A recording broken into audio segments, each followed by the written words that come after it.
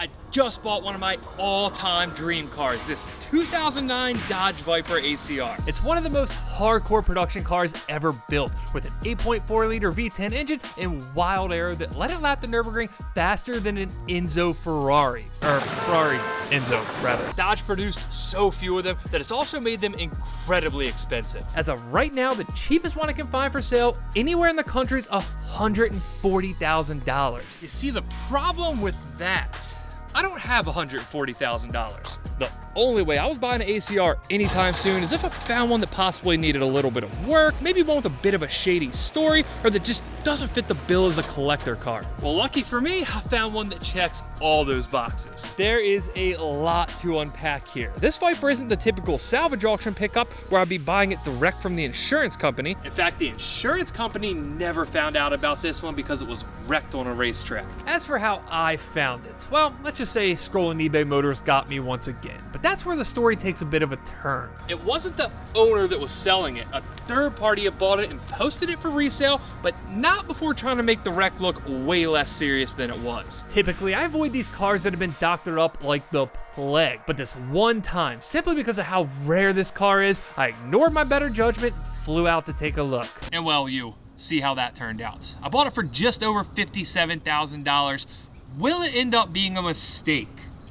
I don't know. But before we get into all the damage, let's talk about the good, because there really is a ton of it. First and foremost, it only has 19,000 miles. The interior's in beautiful shape, none of the airbags blew. The rear of the car is absolutely flawless. The driver's side's essentially the same. Before the wreck, this car was ultra clean. Well, except the questionable vinyl stripes that it had on it, but I ripped these things off the second the car got here. And then there's the engine. It held up just fine in the wreck, which means it runs and sounds awesome. The exhaust note's tough. Thanks in part to our aftermarket headers, the engine's nice and quiet. It's exactly what you'd want. We even have a little bit of good old-fashioned rattle thanks to our crushed-in exhaust. Not only does it run, but this one drives, albeit slowly, so for once we have a project car that we can pull in the shop from day one.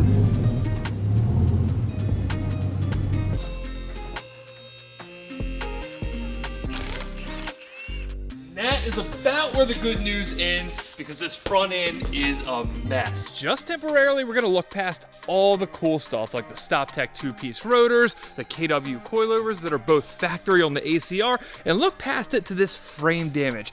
There's a dent, there's a tear, there's another dent, and if the lighting's just right, you can see another dent there. That damage is by far what I'm most concerned about on this build. If you look at the front, I believe the primary impact when this car went off the track was on this lower frame rail section. Looking at it from the front dead center, you can see that the entire passenger side is up. This plastic bumper beam assembly sits like an inch higher over here. Going back underneath, you can see that the control arm mounting brackets are just slightly tweaked as well. Back behind the suspension points, this piece of sheet metal used to be connected to this fender tub. It's split by a couple millimeters now. All up and down this car, everything on the passenger side is cracked. The fender tub, anywhere it can be cracked, it is. The headlight bucket's completely broken off. The horns are damaged. There's a lot going on here, but all of it's pretty manageable except this. This is the part that raised a few red flags. Don't get me wrong, before I even went to look at this car, I knew it had a tweaked frame, but I was told that it was completely original. Nobody had messed with it. It was exactly how it happened in the wreck. It wasn't pulled on, it wasn't modified, and that's what I don't quite believe. You can see clear as day that somebody was messing with it here. This was bent back further, it was pulled out. It looks like they used this front bar that's connected to the frame to kind of yank the whole thing forward, maybe down a little bit. They also mentioned that nobody touched the suspension on it, which may or may not be true, but I found a few pictures of this car from the wreck, and the front wheel was definitely moved. And yeah, those pictures were taken on an identical model potato to this one, but even in those, you can see that the front wheels push back and up this way. Well, it's not anymore, and that only leaves us two options. Either the suspension was replaced or the frame was yanked on. And based on what I'm seeing, I think it's very obvious that it's the latter. This thing was much more shifted around than it appeared at first glance. The corner of the hood's damaged, the fender went into the door, and that's not even the bad side of the car. Now the question is, does any of this matter? When we're driving this car down the road, are we going to remember that somebody might not have been completely honest, or that we got a smoking deal on a Viper ACR? And I think it's the latter once again. After all, I saw this when I went to look at the car. I could have easily walked away from the whole deal. I didn't. So from this point on, we're going to focus on the car's future and not its past. And said future starts right here with the suspension. I have to take them at their word. They said they didn't replace it, which means this is the same suspension that was on the car when the wheel was sitting right about here. The control arms, even the upright, I don't trust it. The strut, it does look straight. These are really expensive too, and I don't have a spare, so we're going to leave that. But I did just so happen to have a full front passenger side suspension corner laying around off a 2004 Viper. Just to be safe, we're going to replace the entire assembly. That way we know it's straight and I feel confident sending it off for framework. This suspension corner looks pretty similar to a Corvette. Corvettes and Vipers, very similar actually. They're both essentially box frame steel chassis, except the Z06 and ZR1, they're aluminum. The lower control arm style, the upper control arm, the way the strut mounts, it is all very similar to the Vet. Do you get ceramic brakes options on these, Gen, or no? That is a good question. I don't know. I don't think so. I know on the Gen 5s you can, but look, they're not carbon ceramics. How can you argue with this? StopTech two-pieces from the factory. And for those of you unfamiliar with two-piece rotors, this is a traditional rotor. It's off a Porsche. It's made out of one solid piece of steel. On a two-piece rotor, they make the center plate out of aluminum. Not only is it significantly lighter, but when it comes time to replace your rotors, you only have to replace this outer ring. The aluminum hats are reusable for the life of the car unless you, I don't know, smash it into a curb. Just over 17, not bad for a rotor that's bigger than my head. I mentioned earlier that the suspension points were damaged as well. This one's bent so badly that once we unbolt this control arm, I don't think we're going to be able to pull it out. This should let us get it out. I think we're good. We're going to have a lot more massaging to do. Maybe they'll do that at the frame shop, maybe the alignment shop. Maybe we'll do it with a hammer. I don't know at this point.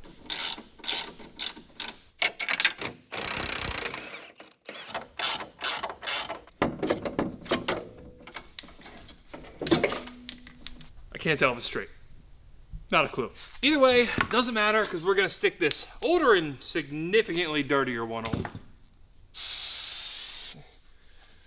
At the very least, there's no physical exterior damage to the coilover. Believe me, I'm going to try my best to reuse this. If we have to replace one, rebuild one, we'll send it out and do that. I'm hoping that's not the case. This is the best look we've had at this thing so far with all the suspension gone, and it's a little rougher than I was thinking. The upper suspension point, that's suede. The lower one, that's really, really suede. That one's also pretty rough looking. The only one that's halfway decent is the front upper. Then there's whatever's going on with this thing. It's all kinds of crunched up. I do believe that this is a bracket that sits on top of the strut mount, which is much more structurally sound, that just holds this fender tub, in which case it's not the biggest deal in the world, but it's still pretty gnarly looking. Now, it isn't all bad news here. Sure, that all looks really intimidating and expensive, but on the rest of the car, at least underneath, everything looks pretty good. I was terrified for just a second thinking this was an oil line. It's an AC line, no big deal. The underside otherwise looks really good. The engine, the trans, they look brand new. I know it's a low mileage car, but that is not always the case, especially on wrecked stuff.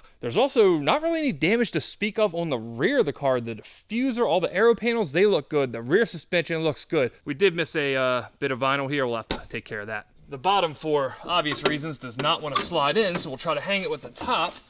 See if we can bend that a bit.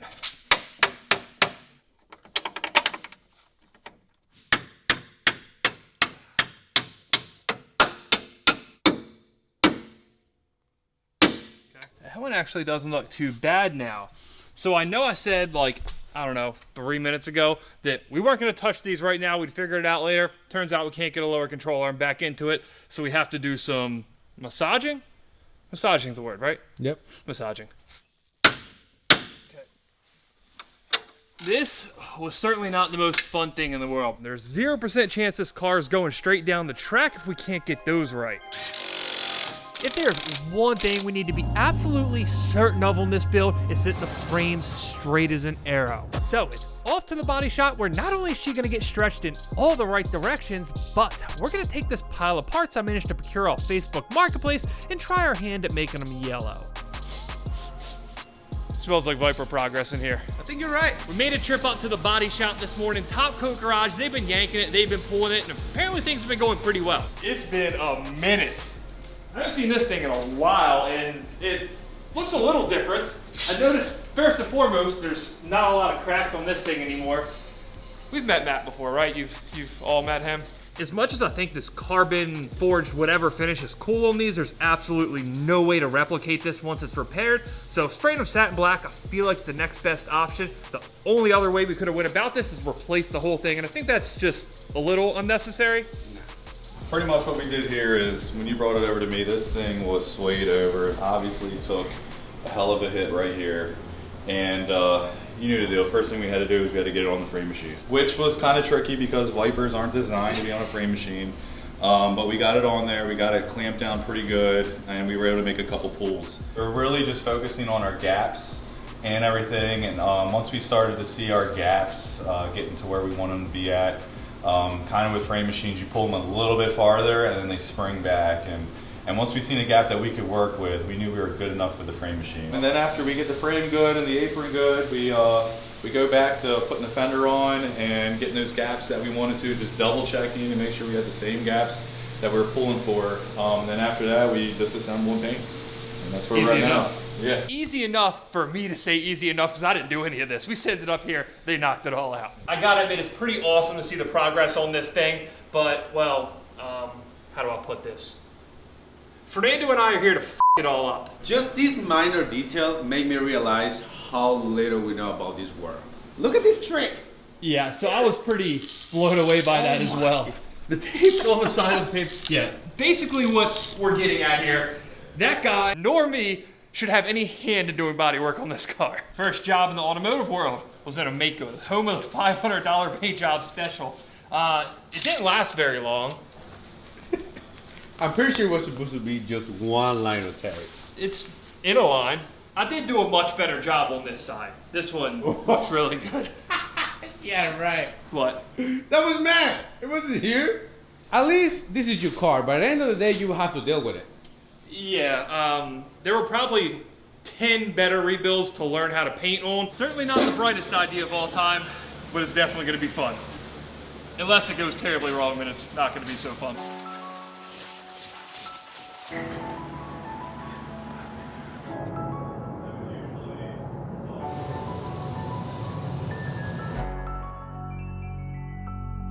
Now that color looks like it'd be cooler than the yellow we're putting on the car.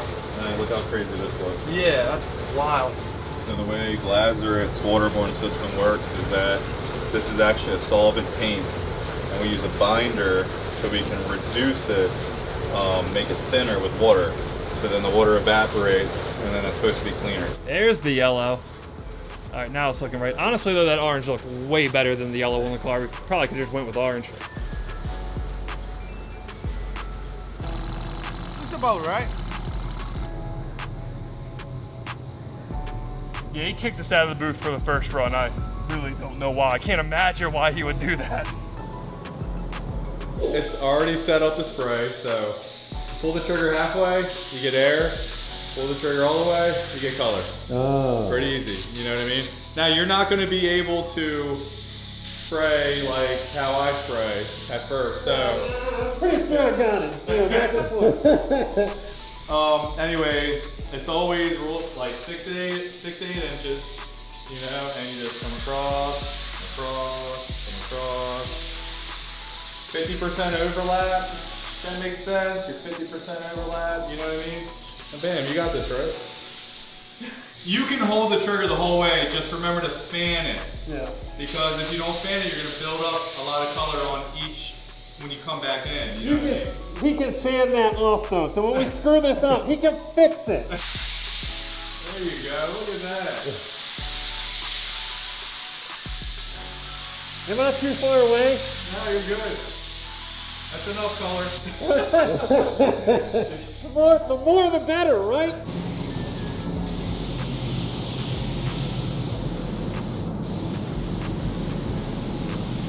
They don't come past the middle of the door. Alright? Or we're gonna get a free paint job on the quarter panel.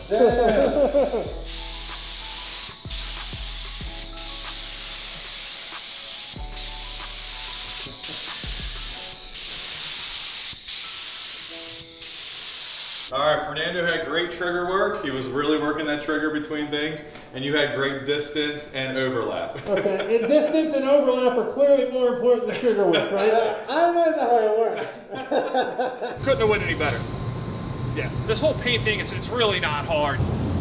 He didn't need to make up for any of our mistakes. We didn't really record it all because we were more focused on the quality of the paint work. Especially considering it's the first time we've painted a car by ourselves, all by ourselves. I think it turned out pretty good. Now we just have to get it back to the shop and try to make it drive straight, fix all the other garbage wrong with it.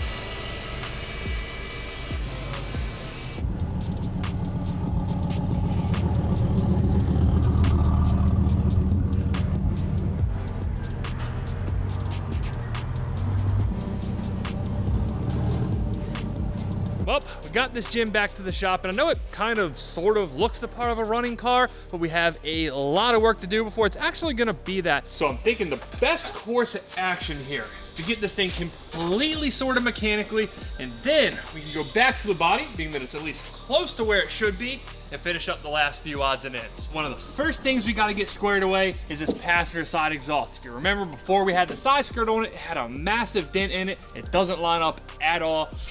That is not at all fun to get out. Oh, you scratch it. There ain't no scratch. I ain't touched anything yet. Look at the door. Oh, man.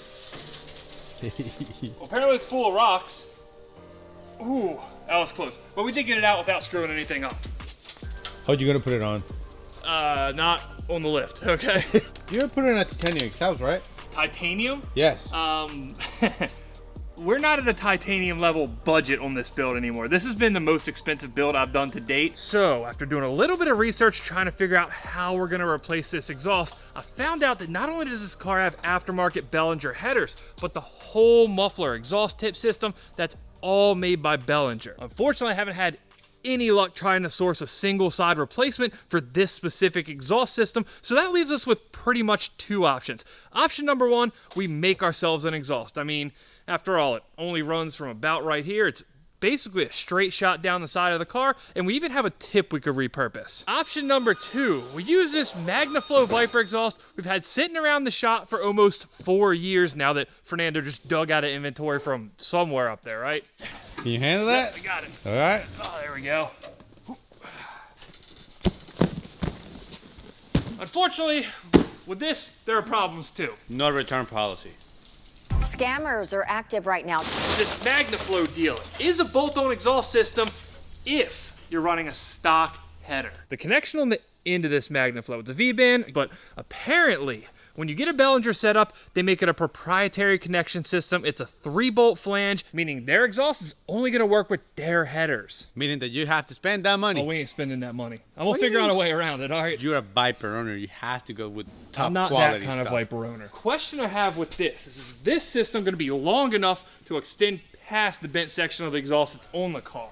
This is about where this goes, and yeah, I can already tell that the answer to that question is no, which is going to make it even more difficult to weld this one in. Given the way that laid out, I just think it'd be kind of hacky to weld that MagnaFlow exhaust in here. At that point, we're better off just building our own and start from scratch. So while that just got significantly more complicated, on the suspension front, things are going a little better. Yeah. Our pickup points on our frame were significantly tweaked. That's an understatement. Yes. They were f***ed. Let's be real. They were They were bad.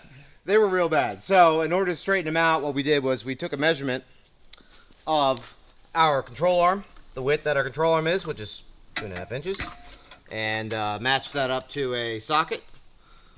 Craftsman, mind you. Also exactly the same. So we're able to get our diameter and make sure these are square by essentially bending and tweaking these and using this as a spacer so that when that slides in, it doesn't fight us. Oh, yeah. You notice how we didn't have to hammer it in that time? Now that we got our suspension squared away, and no, that's not at all an alignment joke, we can get on with building our exhaust. Is it going to be a challenge? Absolutely. But honestly, I'm really excited to take it on. Is it going to look like this? No, I believe that's mild steel. Even if we were to order just the side exit portion of the exhaust that was on the car as a replacement, it was like $2,500. It's not going to work. All the fabrication components to make our own cost like $700, and as long as we don't suck too bad at it, it'll be like a day of our time. This is our current resonator, and this monstrosity is the current muffler. This is the muffler we're putting on it, and this is our new resonator. Altogether, they're just a bit smaller than the existing muffler that's on it. Do me a favor and read that line right there. Preferred for use at the track where mufflers are required. Passes visual inspection only. Passes visual inspection only. I have a feeling it's not going to muffle much. Not at all. So what we're going to do is fire this thing up, get ourselves a decibel reading of our current exhaust, and then do another one once we get the new one wrapped up. Where's the Apple Just plate? start it. Just Come on.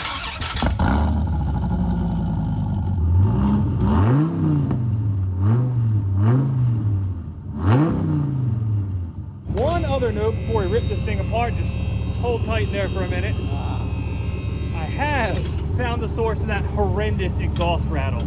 Somebody's tried to fix it with chicken wire prior. That thing's just slapping away. Now traditionally, you don't fix a rattling heat shield by building a new exhaust, but hey, 2 birds and 1 stone or whatever, right? No.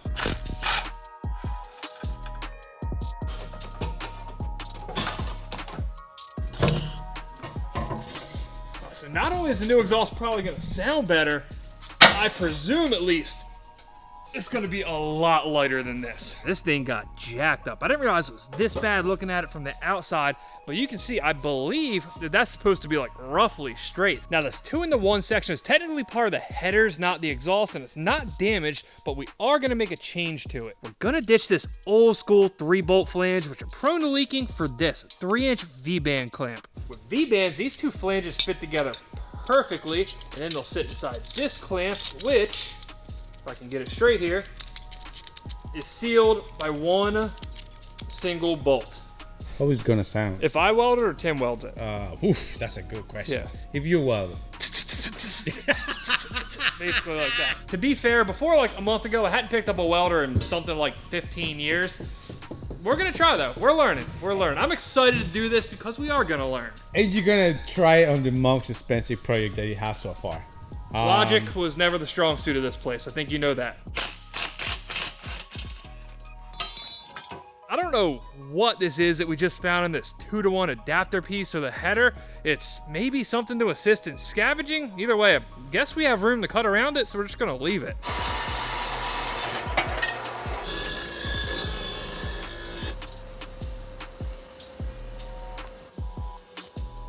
So not that this exhaust from a design aspect was ever gonna be hard, but it's working out really, really well. Go ahead and fit her up there. I'm just hoping we cut and measured properly. We did.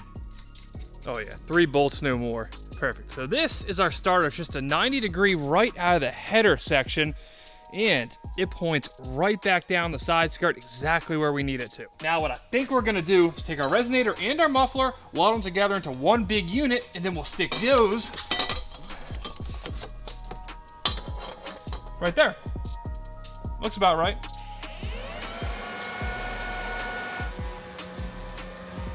Front section, that's a wrap. It's done. Everything worked out exactly how we wanted it to. We were able to V-band this collector piece without an issue, but if there's one part of this exhaust build that we can call complex, it's the rear section. Right now, we're coming straight down the rocker panel, and we would be able to keep doing that if we didn't have this section of the frame rail and this exhaust hanger. It sticks out about 1 inch from where we have this tucked in, so we're gonna have to bump the exhaust outwards just a little bit. How we're planning on doing that is using the rest of this UJ that we hacked up for the front section, putting it into our muffler right there. That's gonna give us the bump out we need. Now, of course, we don't need to come out at a 45-degree angle from the door, so we're gonna cut it in half right about there and weld it back onto itself at a 180-degree angle. Now, if all this looks fun to you, chances are you're probably due for another project car, so trust me when I say don't skip this part. So you want to buy cars from salvage auction, but you don't want to spend years opening a salvage yard. Well, good news. The sponsor of today's video, Cars Forbid, puts the salvage auction on easy mode. Every day, thousands of crashed, flooded, stolen, and even abandoned cars get auctioned off. The issue is, though, these auctions, for the most part, are off limits to the general public. But with Cars Forbid, you can bid on all the cars at all the auctions just like I do, with no annual fees or registration costs. Since I've partnered with Cars Forbid, I've heard from a ton of you guys who've used them to purchase from salvage auction for the very first time, with none of the confusion, none of the licensing, and frankly, none of the headaches. Take Victor from Maryland, for example. He used Cars Forbid to purchase his very totaled Shelby GT350 and got the perfect donor engine for his project. Cars for Bid makes it so incredibly simple to bid on and buy cars from auction. Once you find a car you want to bid on, you can place a pre-bid or bid in a live auction. If your bid doesn't win, your deposit gets refunded, you're not out a dime. And to make your first salvage auction purchase just that much easier, they're gonna give you $50 back on the first car you buy when you sign up using my link in the description.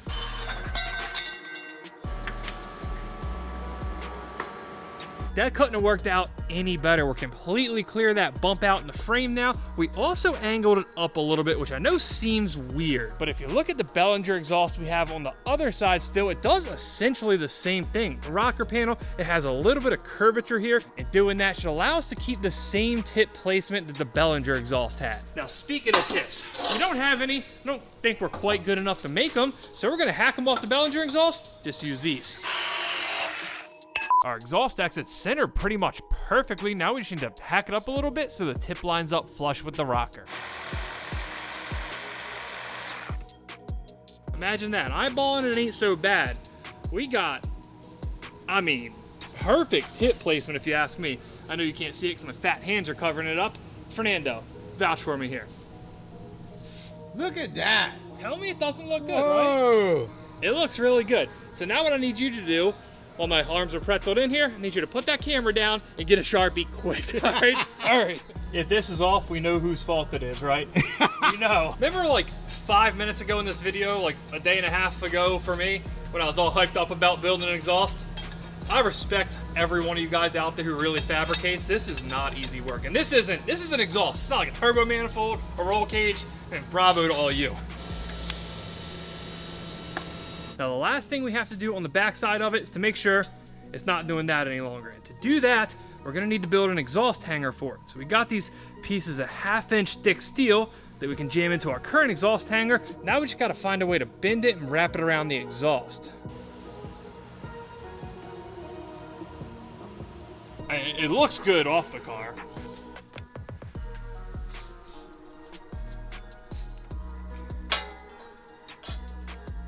Look at that. On the front side, there's just one remaining finishing touch we need to make as well, an oxygen sensor bung. Now, on the old exhaust, it came out like right here. It was facing in. It was a terrible position, so much so that when it got hit, it just smashed into the frame. The oxygen sensor was destroyed. But on our exhaust, we have enough room to face it forward right off this 90-degree bend.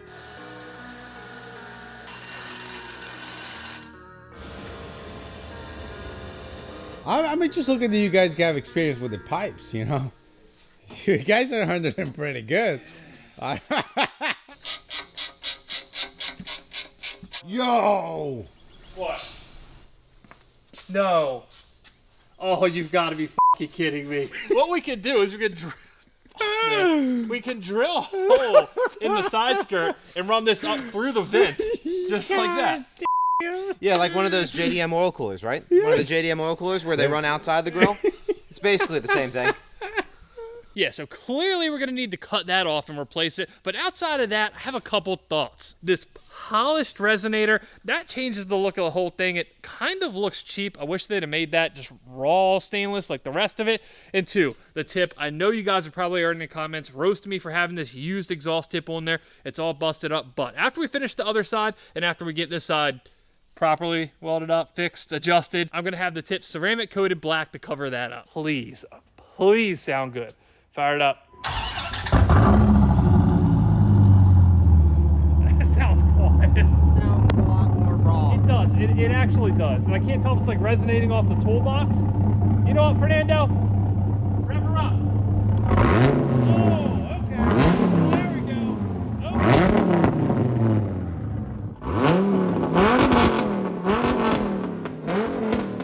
You know, based on what we just saw right there, we might have to check these engine mounts too.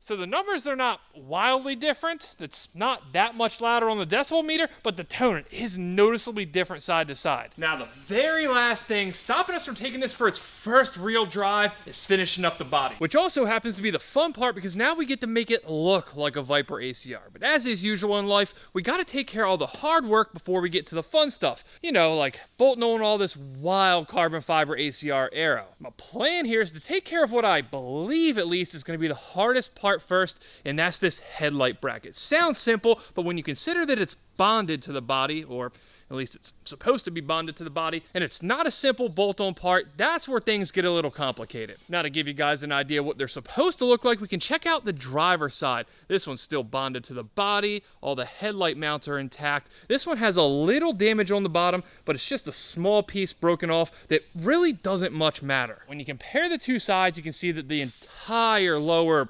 3/4 of this one is broken off. Not only that, but it's cracked there, so this side's hanging down significantly. We had to shim up the headlight to get it to work at all, so this one, it's gotta go. What I'm about to say is gonna be a theme for the rest of this video, but the part we needed to fix that wasn't available from Dodge. Luckily though, being that this is a really critical part to being able to rebuild any Gen 3 or 4 Viper, somebody made a batch of aftermarket ones and I was able to find one on eBay. Now fair warning, what you're about to see might look weird, but the only way to break the panel bonding agent that connects our headlight bucket to the fender tub is with fire. In fact, it's the same exact way we remove fender tubs from Corvettes. The only difference being on those, there's a metal frame you can apply the heat to. Torching metal to remove a fiberglass panel from it, no big deal. Torching fiberglass to remove a fiberglass panel from it, they tend to wanna, you know, catch on fire. Something about using fire to fix the most expensive car I've ever rebuilt, it rubs me in all the right ways. Strangely. Removing the old one though, that's the easy part of this whole deal. We can mangle it, we can break it, it really doesn't matter. As for installing the new one, this is where we gotta be on our A game. Remember, it's not a bolt-on part, so we get one chance to bond this thing in place, and if we screw it up, we're melting it off. I think there's one somewhat at least foolproof place to be able to align this, and it's that mounting boss right there. It sticks out a little bit, and on our new headlight bucket, we have an indentation that's supposed to fit in there.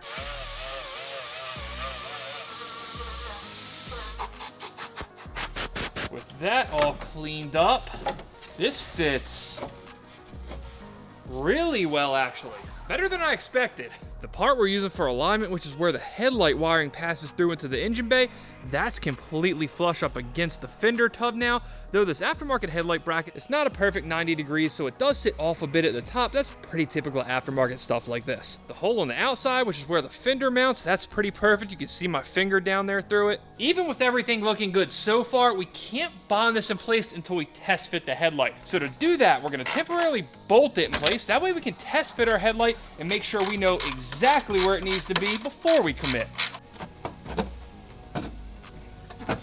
Clearly, there are gonna need to be some adjustments made here. Take our driver headlight, for example. This is what it's supposed to look like, and while Dodge, especially on the Viper, isn't known for great panel gaps like, say, a Ferrari, it's still pretty even all the way around. On this side, as it sits at the moment, we've got, well, a finger gap there, and this fender is sitting a ½ inch or so in front of the headlight.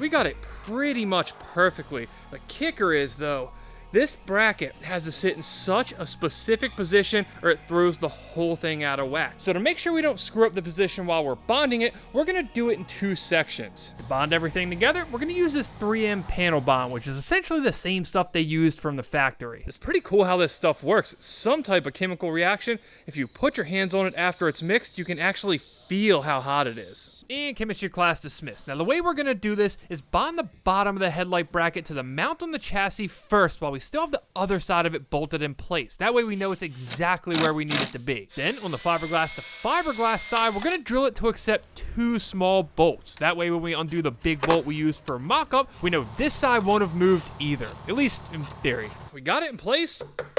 It ain't going anywhere. Now we just have to let this stuff cure up for a while, then we get to hopefully put the headlight in for the last time. If it doesn't fit this time, we're in some big trouble, so let's really hope it's the last time.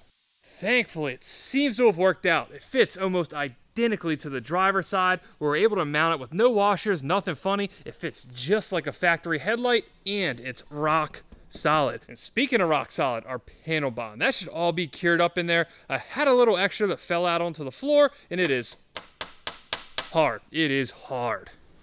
With that in the books, we can move on to a bit more of the fun stuff. Parts like the brake ducts, which use a really interesting design. The front bumper beam, it has a rectangular open and the brake ducts actually slide over it. The only place that the brake duct physically mounts is to that headlight bracket that we just replaced, which is yet another reason why it was an absolute must-do. The way basically all brake ducts work is super simple. It collects air in the front and directs it back towards the brake rotor. The idea is when you're in a high-stress environment like the racetrack, it'll help keep the brakes cool and therefore avoid failure or fading. But that's quite enough about brake ducts, because it's time to move on to the crown jewel of this build. The thing that makes the ACR hit just right, the carbon fiber front diffuser. This also happens to be the singular most expensive part of this entire rebuild project. If you can find one of these from Dodge, they're close to 5 figures. And that's a big if you can find one. Luckily though, I was able to find somebody making really high quality replicas for about half that. $5 stings, but it stings a lot less than 10. On one hand, this thing's gonna look awesome. On the other hand though, I am terrified, and I mean genuinely scared to have something this expensive hanging off the front bottom of my car. I don't want to say it. First bump and... Yes, that's what I'm worried about, clearly. I don't have a good record with front lips, aftermarket front bumpers. They never last long, but man, is it gonna look cool till I crack it. Now, for how much downforce this big splitter helps generate, those 4 little mounting bolts, it's not gonna quite cut it. So what they decided to do on the ACR are use these steel cable supports. They're supposed to bolt in right there. The top section of it hangs around this crossbar that goes between the frame rails, and this makes it nearly impossible for this thing to truly flex downwards when you're at high speeds and there's a lot of strain on it. This probably won't come as a shock to anybody, but just like most of the other stuff on the front of this car, the factory support rods, they're also damaged. Not only are they all jacked up and bent at the top, but on the bottom, they're supposed to have these T-shaped fittings which attach to the bracket on the diffuser, and one of them's just straight broken off. Fortunately, we don't have to worry too much about it because with our fancy new diffuser came a new set of rods as well.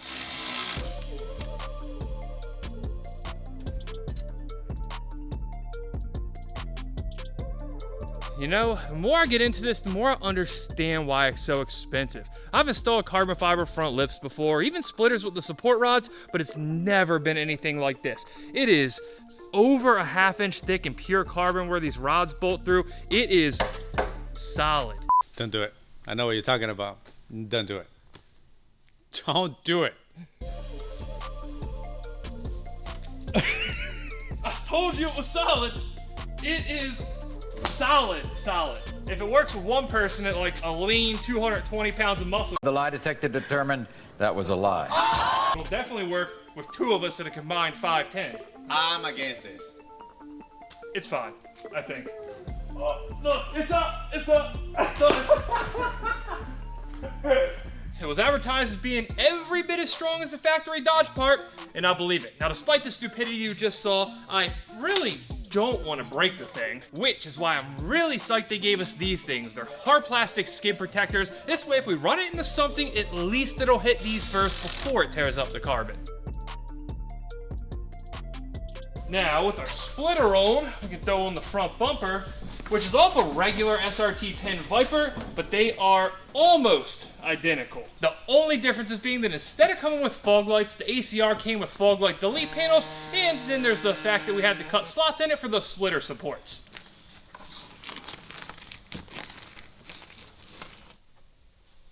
If we're gonna screw something up, it's gonna be here. The front bumper zone is solid. Everything went super smoothly, but now we have to put on our carbon fiber dive planes, which work in conjunction with this splitter to create all that downforce. The problem we have here though is there's no templates, there's no measurement data. We just have to eyeball this thing. Now I did find one of the factory dive planes in the trunk of the car when I bought it, so at the very least, we know these aftermarket ones are a perfect replica. You can stack them together. They are absolutely identical. And the reason why that's so important is there should be somewhere on this bumper where it just feels right. If you look at the reference picture here, it looks like the lower front edge of it lines up perfectly with this on the bumper. So we can use that as a reference point, and actually, right there, it kind of sticks. And I think this turned out to be way easier than I said it was going to be. Yeah, it feels really good. And when I say it sticks, I mean this line on the front bumper is kind of sitting in this indentation on the dive plane. If we move it forward, there's a gap here. If we move it backward, things feel all out of whack. There's another gap. If we move it up, that doesn't feel right either. If we move it down, that throws the whole thing off. So it's gotta just be right there. There's really not much of another option. Here we go. Oh,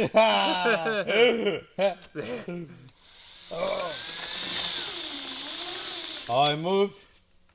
It's fine, okay? There are 3 holes here, but I think we're going to go ahead and attach the front 2 before we drill a 3rd, just so there's less room for error. Now we'll go ahead and hit our 3rd. I do find it pretty cool that instead of bolting these things on, they use these hardcore structural type body shop rivets. The last time I had to use these, I was putting a carbon fiber roof on my 911 Turbo. And considering that hasn't flown off yet, I think these will work just fine.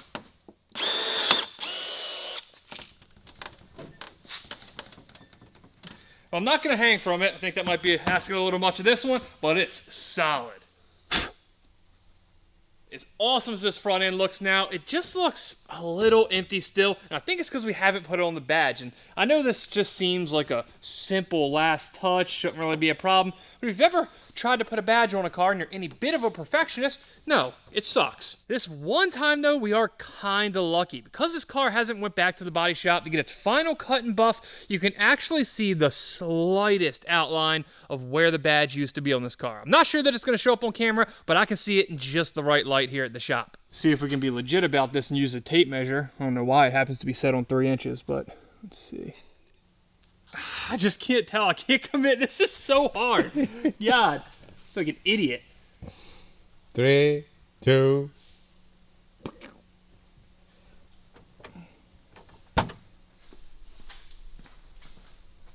Hope you guys didn't think the badge / sticker stress was over, because we got an ACR sticker that we need to put on the other side, and it needs to match this one perfectly. I assumed from the factory that it would follow this line perfectly, but it actually gets closer to the line the further we go back. I'm going to try to be somewhat smart about this and place the sticker with only the sticker backing first. And if it looks good, then we'll pull it off and lay the sticker itself. That's roughly a full thumb in the front, and as we go back, it does indeed get smaller. Unlike our front badge, which we could have pulled off, put new tape on, and reset, if we don't do this one right from the jump, we're pretty much screwed. These stickers are incredibly hard to get. How much did you pay for it? It is the most expensive sticker I've ever bought, put it that way. 20 bucks?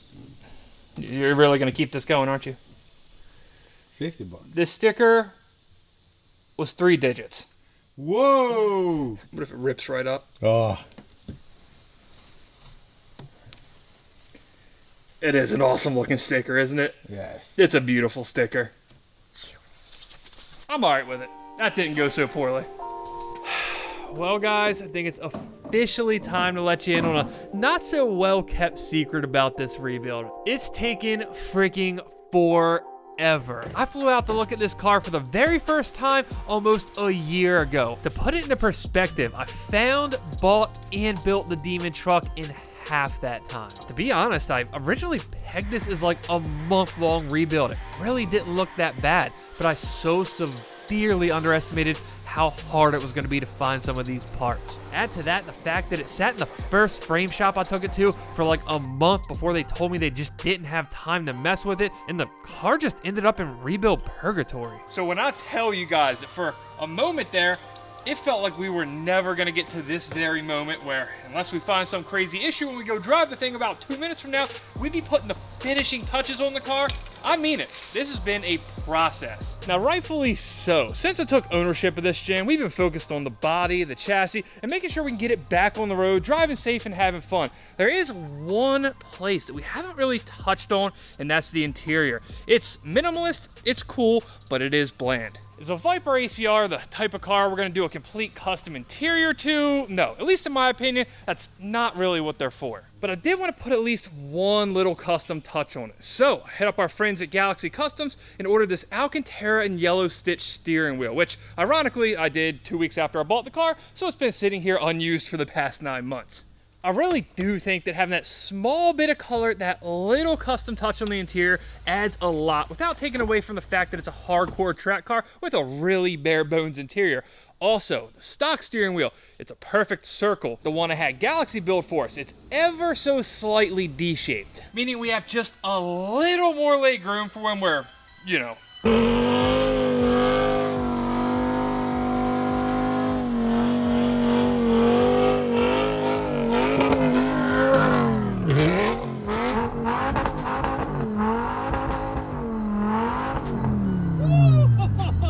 I like this car, and I like it a lot.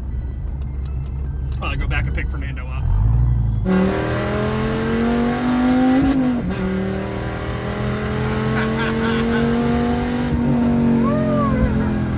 This might be the first time I've ever said this, but I don't think this car needs more power.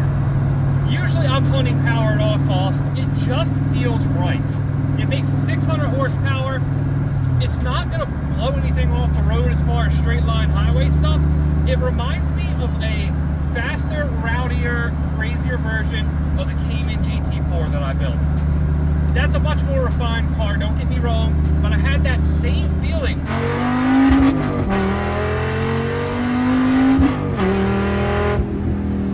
It just feels good. It feels solid.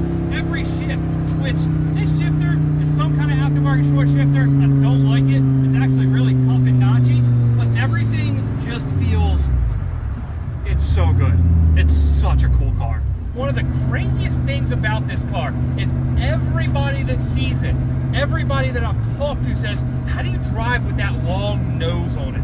It does have a really long nose, but it does not feel like it. It doesn't. At all. It's you can't tell when you're in the car, and I think whether it was intentional or whether it's something that just happened during development of this car, they nailed it. Looks awesome, huge long nose, big engine, does not negatively affect the driving experience.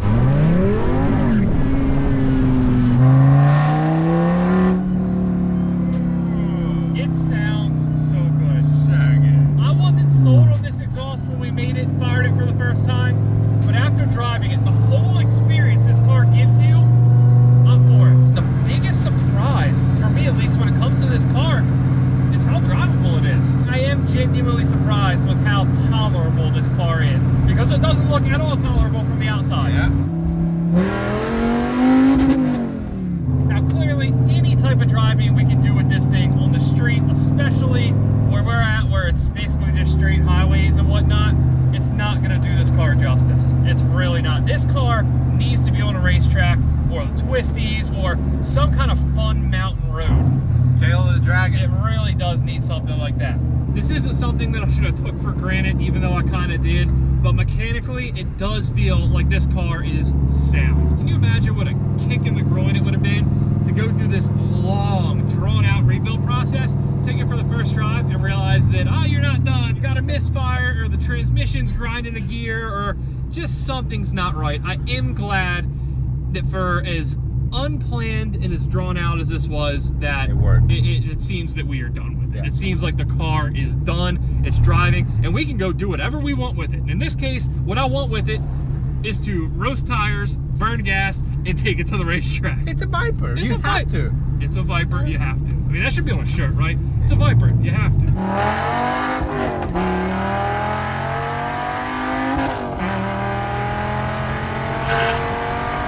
It didn't go smooth at all, but the end result's so sweet. Total, we're like 80 grand into this thing, which is a ton of money, but when you consider that there's still not a clean title example of a Viper ACR for under $100,000 in the country. It's just hard to find anything to complain about. I really don't think there's another car for 80 grand that I'd rather have this very moment. And while most of the other cars in the shop are in a constant cycle of break, fix, rinse, and repeat, this one, I think I'm gonna leave it stock so it doesn't break and just enjoy the thing for a little bit, because I don't know that I've ever driven a better car in stock form. Not true at all. Next video probably, I'm making 1500 horsepower on my Viper. No, it's not the one. We're just gonna enjoy it. We're gonna keep it stock. I mean, I think. You lied to yourself. We'll see, we'll see. Don't get me wrong, before I even went to look at this car. By the way, Dunkin' Donuts around here sucks. Really? I asked for a f***ing iced coffee and they give me a frozen. You know how f***ing fat I am? Wow. I went to Chick-fil-A on the way this morning, and afterwards, I'm still hungry. I'm gonna stop by Wawa and got another sandwich.